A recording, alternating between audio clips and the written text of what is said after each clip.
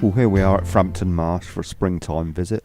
I think we were last here in September 2014. It was pretty dry then and there weren't many birds on view.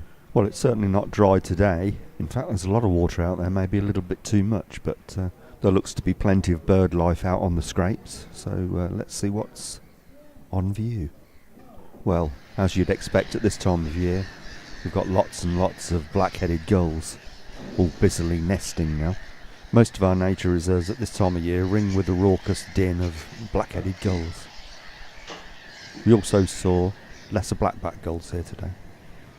We also saw good views of avocet, the distinctive avocet there, the emblem of the RSPB. I've just noticed down in among these Canada geese it's actually a barnacle goose. Much more likely to be a feral bird than a truly wild bird though. There's no doubt about the wildness of these geese though. We've got huge schemes of Brent geese.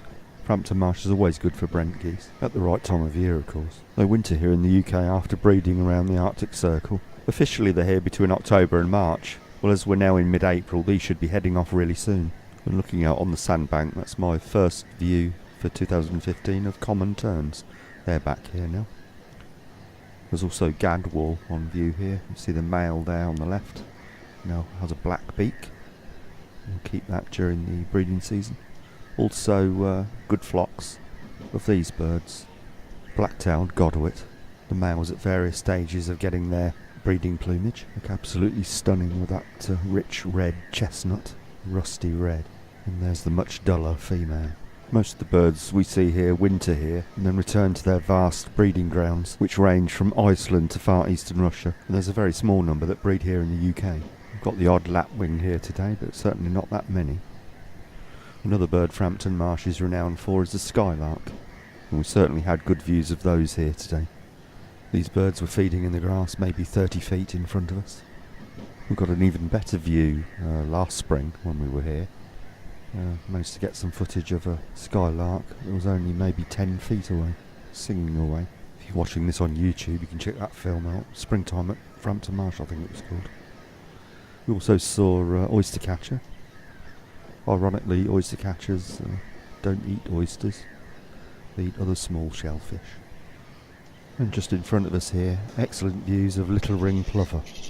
I've certainly filmed these birds before, but they're usually quite a way off, and these are quite close, maybe 30-40 feet away from the hide. As the name suggests, they're smaller than ring plover, and they have the distinctive yellow ring around the eye. They first bred in the UK in 1938, and since then have successfully colonised most of England and Wales. Another regular view here at Frampton Marsh is the ruff. They are on view here today, as are redshank. Spotted redshank was spotted here earlier, but these are just the common variety. Also on view are these little waders. These are sanderling.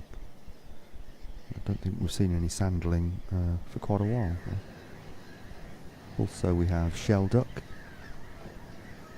and good views of shoveler duck.